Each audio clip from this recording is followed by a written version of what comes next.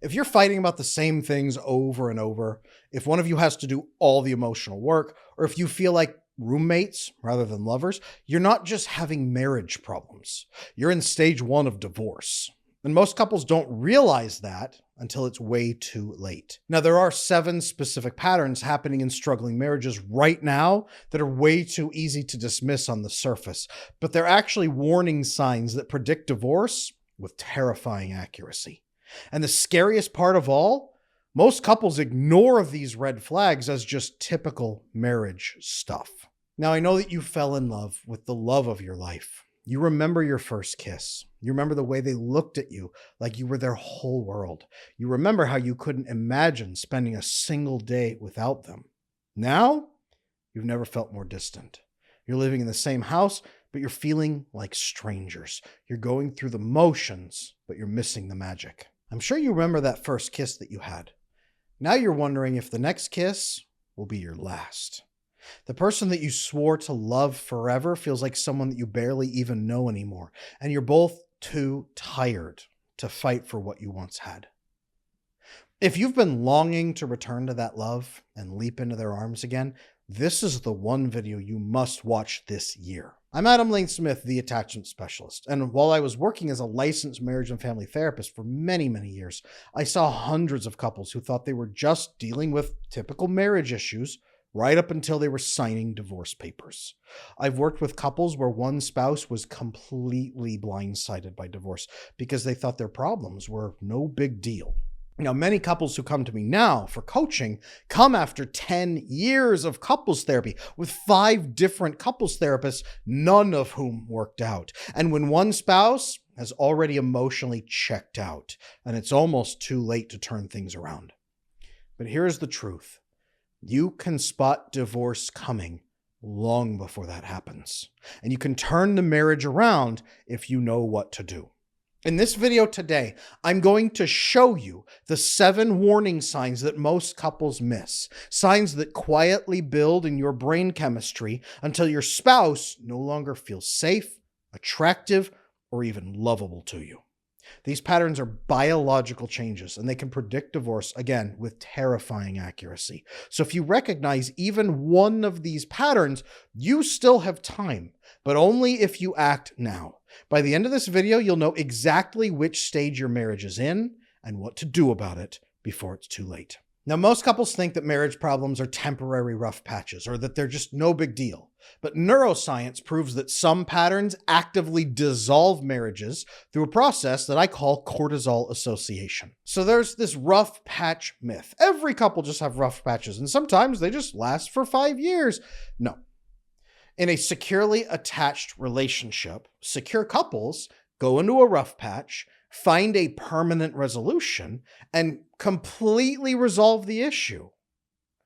Insecurely attached couples repeat the same pattern for years because they've learned it's impossible to resolve issues. You just have to make the other person happier, or pull away from them, or solve it alone. They don't know how to build resolution. That's why they have insecure attachment in the first place. If this is you and you're stuck in the cycle, it's not a rough patch. Your nervous system is either building towards your spouse with oxytocin, vasopressin, all those bonding hormones, or your nervous system's building away from your spouse, cortisol association. There's no neutral ground here. You are either bonding towards your partner or you are learning to stay away from your partner because they're bad for you. This is why waiting for things to just kind of get better on its own, it actually makes the neurochemical damage much, much worse. I want to be really clear. I know that affairs are one of the leading causes for divorce on paper, but most couples don't lose their marriage from betrayal. They lose their marriage from inaction in all of those years that lead up to that eventual betrayal, which is just a symptom of the deeper levels of problems. The human brain, look, it wants peace. So it convinces you, in most cases, that pain is manageable. I'm in this marriage. Yes, there's pain and suffering. Yeah, things kind of suck, but that's okay. I can deal with this. And that's the biggest trap. Your marriage doesn't implode from a single moment. It erodes while you do nothing to fix it. So if there's one thing I've learned after saving hundreds of marriages, it's this. Apathy is the most dangerous stage of all. Let's go through those 7 signs that your marriage is headed toward divorce. Sign number 1, you're having the same fight on repeat. Okay? What's really happening here is that when couples argue about sex, money, time together, emotional distance, feeling connected, but when you never resolve the underlying attachment need and get the problem solved, it lingers and it keeps hurting you. Now, the surface topic may change, but the emotional dynamic stays identical. Pursue, you withdraw, you blame, you defend, you explode, you shut down. You never find relief from the pain. Logical solutions also don't tend to work here. You're fighting about the underlying feelings, the attachment fears, feeling loved, feeling trapped, feeling abandoned, feeling like you're not lovable, feeling like you're in danger. Okay? Feelings are the issue underneath it all. And the more that the other person is not taking your needs seriously, the more angry you become. Now, the really dangerous problem here is that cortisol association. It's like somebody pacing in a room, back and forth and back and forth and back and forth, and wearing a groove in the carpet. Okay? Repetitive conflict creates cortisol pathways, like wearing that deeper groove through your brain. Your amygdala, the fear center of your brain, starts firing when your partner is even mentioned or present or looks at you. It fires off before the conversation even begins. It recognizes the pattern. We're about to go into a conversation. Conversations are painful and horrible. Now I'm scared because you even opened your mouth. This builds a kind of learned helplessness. Both partners stop believing resolution is even possible, so they start giving up and withdrawing. Now, why does this exactly predict divorce? Because it creates opposition. Your brains build that cortisol association and says, when you're around, you make my stress worse. When I have a problem and bring it to you, you make me more unhappy. I can't solve my problems with you. You become enemies. You have a word for that, enemy. Trying to solve problems like this makes you enemies instead of allies. I had one couple working with me. They were fighting about his work schedule for 3 years. You work too much. No, I don't. I have to provide for our family. Yeah, but you work too much. No, I don't. But you work too much. No, I don't. What they were really fighting about was her feeling unimportant to him and him feeling controlled by her. See the difference? You're working too much is shorthand for, I don't feel like you want to be with me. It feels like I'm not a priority. But those weren't the words she said. And him saying, no, I'm not, is, in his case, I feel like you're controlling me and demanding that I stop doing what I need to do. They didn't stop and have the conversation until they got to me, when they were about almost ready to get divorced over work patterns, which weren't work patterns. It was feeling controlled and feeling unloved. This leads to emotional detachment and that why even bother anymore mindset. And when you reach, you're my enemy, it's very hard to turn around. Now, sign number 2 is when one person does all the emotional labor. Okay? One partner managing all the relationship maintenance, initiating conversations, planning dates, addressing problems, being pleasing, being accommodating, making the other person feel good. The emotional project manager is what I call them. This is a phenomenon. It tracking both partners' needs, their moods, their relationship health, tracking everything. The other partner tends to become passive. They assume their spouse will handle everything. In their brains, though, the manager builds overwhelming stress cortisol against their partner. I'm doing everything while you do nothing. In fact, the other partner is probably going to push back on things. And every time their partner says no or doesn't really lean into it with any enthusiasm, all you had to do is show up to this party. I did everything for you and you can't even smile. Even more stress and cortisol. The passive partner develops a little bit of anxiety. I never do anything right. Why try? When I try to jump in, you get upset, right? Or, man, I don't know what to do. You're just always mad at me now. A big problem here is that oxytocin bonding hormone that makes you feel loved and cared for, it depletes. The manager stops feeling appreciated, cared for at all, And the passive partner stops feeling competent or engaged or connected in the relationship in any way. And they're certainly not developing vasopressin, the hormone released when you do things together, solve problems together, overcome challenges together. They're not accomplishing anything. They're just sitting and enjoying cake and complaining about it. Now, why does this specifically predict divorce? It demonstrates the classic "I'm done" moment that comes when the manager finally gives up. Right? Think of a restaurant. That waitress who's just massively overburdened and every customer is screaming in her face, and her manager is too. And finally, she just throws everything and says, "I'm out of here." I get asked all the time, what is my attachment style? What is my attachment style? What is my attachment style? So I have finally launched the attachment assessment. This is not a short quiz that just spits out an answer after 3 seconds. This is a thorough, in-depth, science-backed assessment. Check it out on my website, adamlanesmith.com, and learn your attachment style, the severity of what you're dealing with, and some next steps you can take right now to build very secure attachment.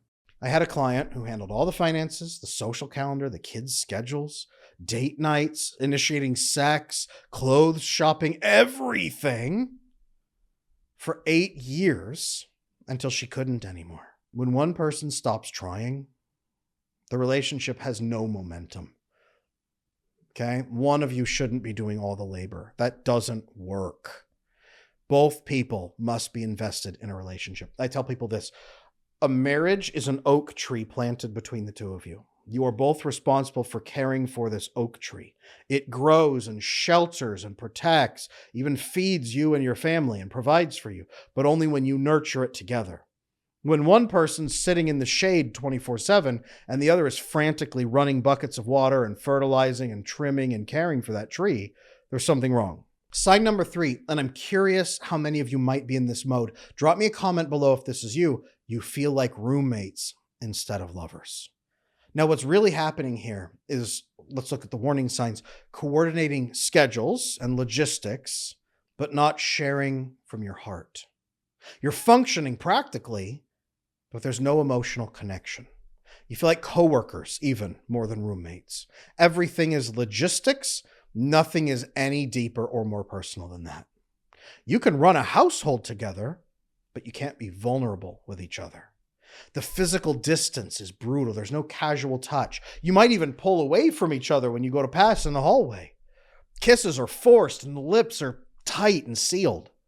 You're sleeping apart for practical reasons.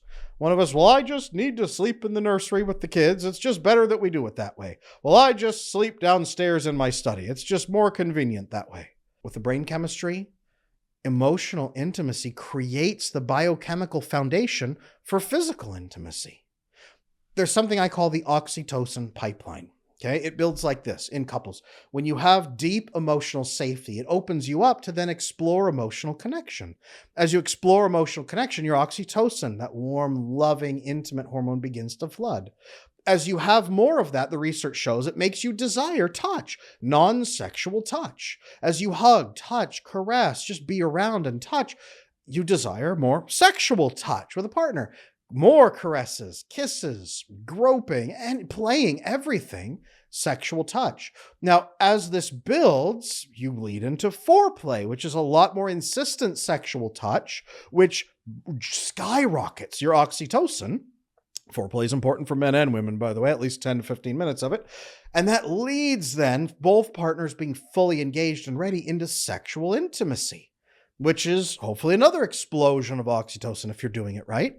And that leads into afterward, aftercare, an explosion of more oxytocin as you nurture and care for and love and snuggle each other. And then that leads back to emotional connection, which begins the loop again and again. This is the oxytocin pipeline. This maximizes the oxytocin bonding and hormone release. Now, without this pipeline, if we just chop off the first half, sex becomes cold and mechanical, or it disappears entirely. You have nothing leading up to it. So it's, the guy is, he's feeling the urges again. I guess I'll milk the goat. That's how it feels, usually to the wife. Queen Victoria famously said, just close your eyes, think of England, and do your duty. That's shutting off the oxytocin pipeline. And even for men, this doesn't work. A lot of men in their 20s and 30s are experiencing extensive erectile dysfunction now, partly because the oxytocin pipeline is dead for most of them. Okay, why does this specifically predict divorce? Because oxytocin and emotional starvation leads to chronic pain, insomnia, hormone drops, life satisfaction issues, and then resentment for being starved. This gets worse in anxious and avoidant dynamics. One person shuts down and the other stops trying. They're both exhausted and starved. I had a couple come in. They hadn't had sex in 18 months, a year and a half, but they thought they were fine because they didn't fight. This predicts divorce because humans require bonding to stay connected long term. If you're in emotional starvation mode, you begin to break down in more places than just the bedroom or just your marriage. You need loving intimacy to really thrive. Look, if you've recognized your marriage in any of these first 3 signs, your alarm bells should be going off right now. Because here's what most couples don't understand. These patterns, they don't just resolve themselves with time. They get stronger. Every day that you ignore them, your brain is building deeper cortisol pathways against your spouse. Now, here's the good news. I've worked with hundreds of couples who thought their marriages were beyond saving, and I've seen these exact patterns reversed plenty of times. The key is understanding that you can't fix attachment problems with marriage advice. You need to work with your nervous systems, not against them. That's exactly what I teach in my How to Build a Secure Marriage video course. In that course, you'll learn the specific interventions that interrupt these divorce predictors before they become irreversible. The link is in the description below, so if you're serious about saving your marriage, you need to check it out. Sign number 4 is that everything in your marriage becomes a power struggle. Decisions become battles. Where to eat, how to spend money, parenting choices. Everything requires vicious negotiation. But look, many couples, they lack the skills even to negotiate under good terms, in peace. So if it's vicious negotiation, it turns into a battle of wills. Healthy marriages are built on loving, intimate, gracious negotiation. There's a winning and losing mentality here, though, that's way too present. Someone has to be right. Someone has to give in. Even small choices, they trigger defensiveness, cortisol aggravation. It's just this explosion of stress. And once again, it loops back to, when you're around, you make my life worse. The word for that is enemy. Your brain says, you're my enemy. Chronic power struggles, they activate both partners' threat detections constantly. There's that cortisol cycle again, too. Every interaction becomes a potential battle, so your nervous system stays hypervigilant against your partner. I know that a lot of the people watching this show right now have had attachment issues for their entire life. That's why I want to invite every single one of you to check out my attachment repair program. It just might be the jump that you need to go from insecurely attached and lonely and frustrated to fully secure, connected, and bonded in a great relationship like nothing you've ever felt before. Check out my website, adamlanesmith.com, for the attachment repair program. I also need to say this very clearly. Being treated with perceived disrespect or perceived disregard, whether you're male or female, every time it undermines your belief that your partner cares about you at all. And that further reduces any existing oxytocin connection down to 0. So even if you were building a little bit of the oxytocin pipeline, this squashes it. It destroys that emotional safety that's required for emotional intimacy. It cuts off stage 1, part 1 of the oxytocin pipeline, and doesn't allow it to flow at all. Now, why does this specifically predict divorce? I'm not asking why it predicts divorce, because I think you see, but why specifically? It's because if you can't trust your partner to consider your needs, you have to fight against them. And now being with them makes life harder. It would be so much easier to not be with them. This leads to separations, usually, where you then have an explosion of relief, and people mistake this for, yeah, I shouldn't have been with you in the first place. This is why I'm not a big fan of, yeah, separate, give it a trial. You'll see that you love each other or not, whatever. Because you're going to have an explosion of relief that will sometimes mistakenly tell you that you shouldn't be together when you could You just don't have the skills yet. But your brain says, if I can't relax with you and I have to fight you constantly, why should I try? Now that leads us right into sign number 5, keeping score and building cases. Your brains start to track who does more, who gives more, who sacrifices more. It's an evidence collection behavior, remembering every slight, every disappointment, every unmet need. Conversations become about proving points rather than solving problems. I call this litigating. The partners are litigating like lawyers instead of having conversations like partners. In this case, both of them are competing against each other for validation and respect. And this cements any underlying enemy programming that says the other person's making your life harder. Now, this creates a permanent cortisol association in your brain, a file of evidence that your spouse is evil. This affects your memory. You start remembering negative events more clearly than positive ones. In fact, the positive ones get swept away into a "that didn't really happen" file, or "I must not remember it well," or "that wasn't even them, that was their other half." It's not just a random amygdala fear response anymore to the situation. Like, hey, when we have relationship talks, it scares me. Or when someone gets emotional, it scares me. Or when someone pulls away, it scares me. Now it's a specific amygdala response to your partner as a prime threat. You are my worst enemy. In fact, you're a predator prowling the woods, coming to get me. This changes your perception tremendously because any neutral actions that they might take, hey, I'm sorry I'm 5 minutes late from work, they start to look malicious. Anything they forget to do turns into, I bet you meant to not do that, didn't you? You did this to hurt me, didn't you? Everything looks malicious. Now, why specifically does this predict divorce? I call this the death spiral. It is so immensely hard to fix. The victim mentality now begins to sink in. Sometimes one spouse gets vicious satisfaction from seeing the other one, their enemy, hurting. They become contemptuous. You owe me 3 years of emotional servitude before I will ever be kind to you again. This is that opposition pattern on steroids. You're building endless cases against the partner you're supposed to love, and you're convinced they are truly evil. Okay? When you're mentally preparing for court, which is what you're doing, you've already emotionally gone out of the relationship. This is one of the hardest ones to fix. When I see a couple come in where someone has this, especially, frankly, where the wife has this and has utter contempt for her husband and assumes he's an evil monster, very hard for couples to work on this one. Not impossible, but very hard. When all of this is happening, now we lead into sign number 6. Your social life has replaced couples time. Couples who have all these issues, they stop spending time one-on-one. They start filling their social lives with other people. They stop wanting to include their partner in things that matter to them. They want to go off with other people instead.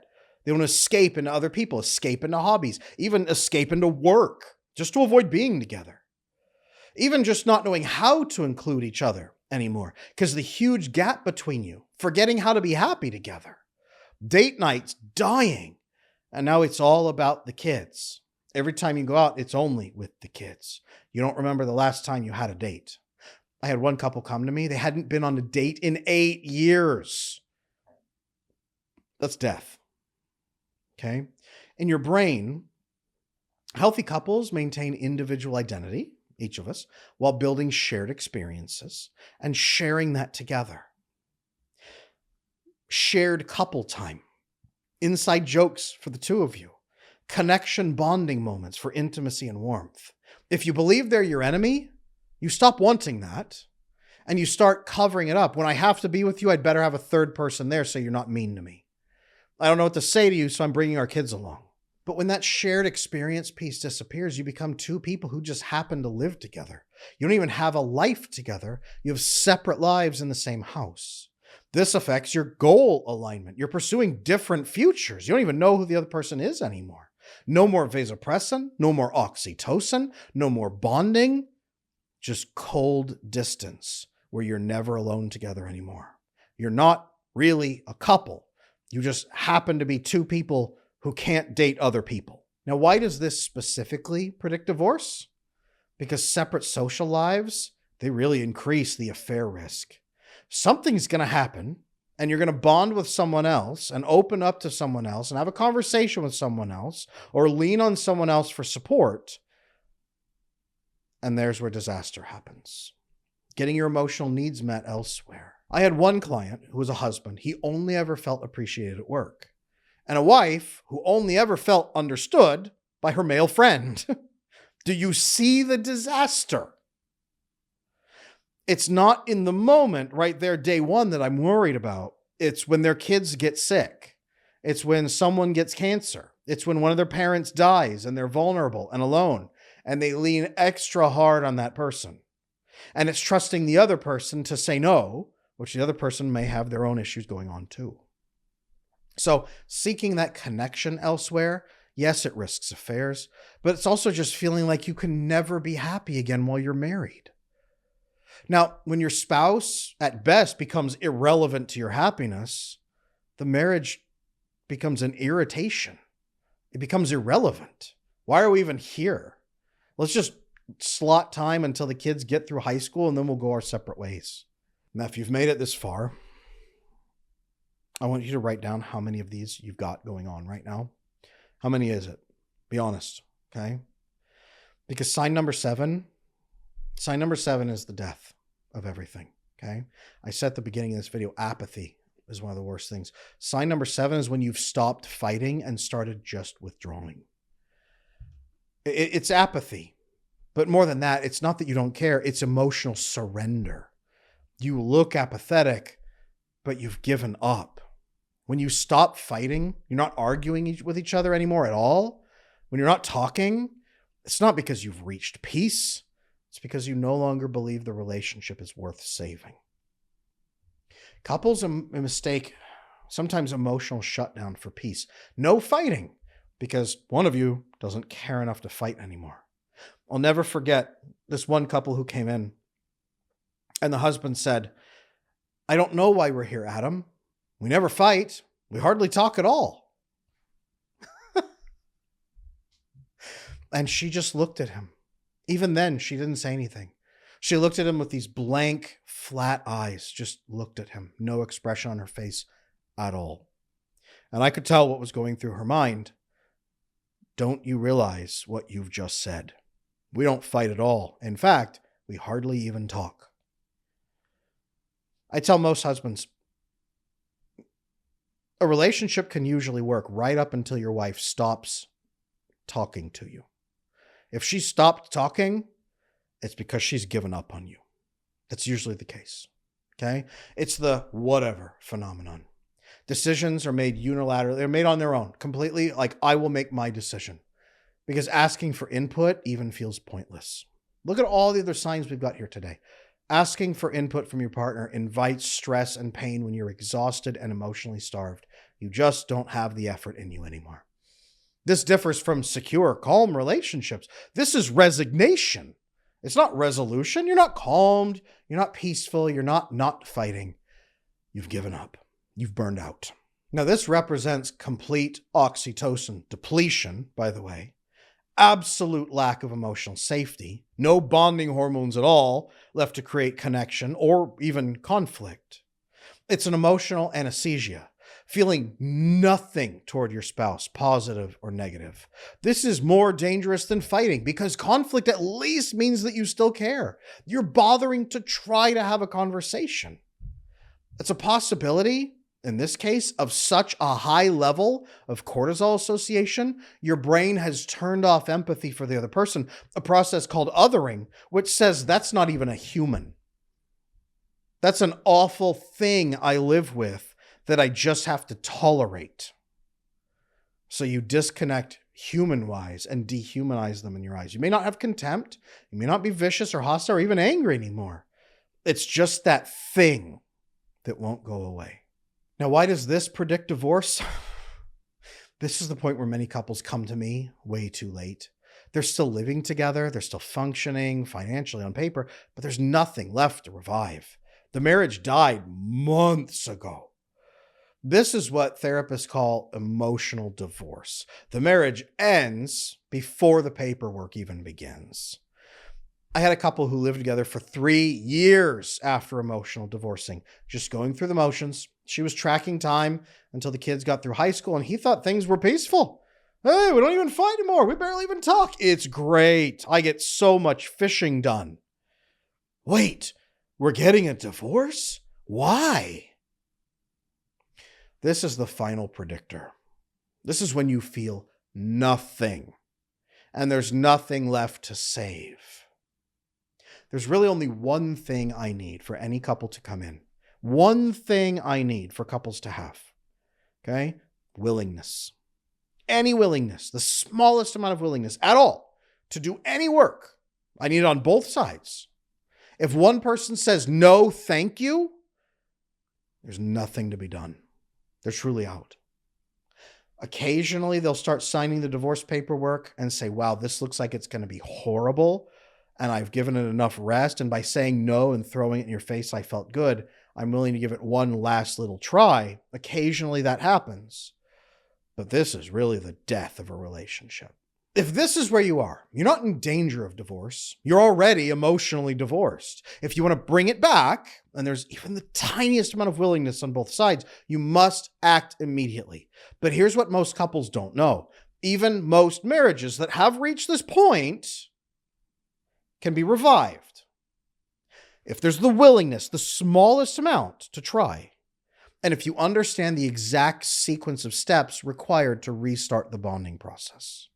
Now, to get that one tiny element of willingness that allows everything to still work, there's a couple steps you have to take. The key is working with your nervous systems to rebuild connection from the ground up.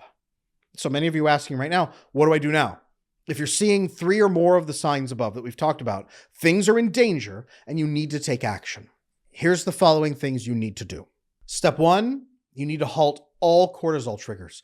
In couples coaching, we call this stop the bleeding or stabilize, okay? The body is bleeding out. We need to stabilize it. Stop having the same arguments that go nowhere. Even if you have to simply refuse to have those arguments, table them for now. Eliminate criticism, contempt, passive-aggressive comments, blame from your interactions. Create a temporary ceasefire while you rebuild the foundation. I don't want us to do this to each other anymore. Can we shake hands and agree neither of us will do these things ever again? Okay, I have my couples sit down at the beginning and we set up an agreement for what they will not be doing. If it's this bad, we stop the bleeding first. Okay, number 1. Number 2, step 2, resolve hidden friction points. You have to identify real attachment needs behind surface conflicts. You're going to work too much. No, I'm not. I really need to feel like a bit more of a priority and I'm very lonely. Okay, but I don't want to feel controlled either. Okay, how can we have a peaceful conversation where we both get what we need? Identify the real issues there. Address the invisible emotional labor imbalance, all of these concerns, and then create clear agreements about household and relationship opportunities, responsibilities, desires, agreements. I have couples sit down. We draft a marriage contract. 3 things each one of you wants more of in this marriage. Usually they overlap, so we get like 3. Sometimes if we get different ones, we put all 6 together, create a marriage contract. This is how we will engage going forward. That's step 2. Step 3 is to rebuild vasopressin, shared bonding together. Start by solving some problems together instead of against each other. Vasopressin is the cure for cortisol association. I can't solve problems with you around and you're my enemy goes away when your brain says, I solve problems with you. Release the chemical signal that says you're my ally, vasopressin.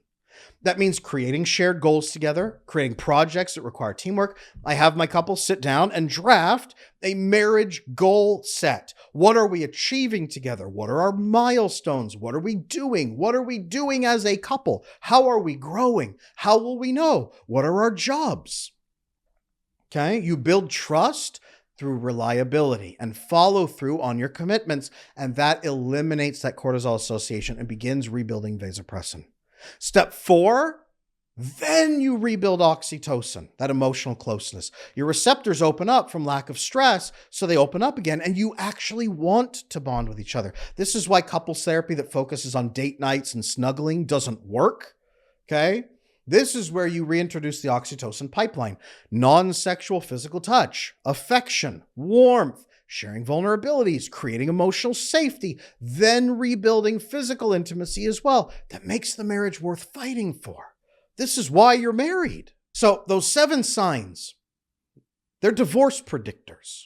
They're not typical marriage problems. You can't fix what you can't see. And most couples don't end up divorced just because of one big blowout.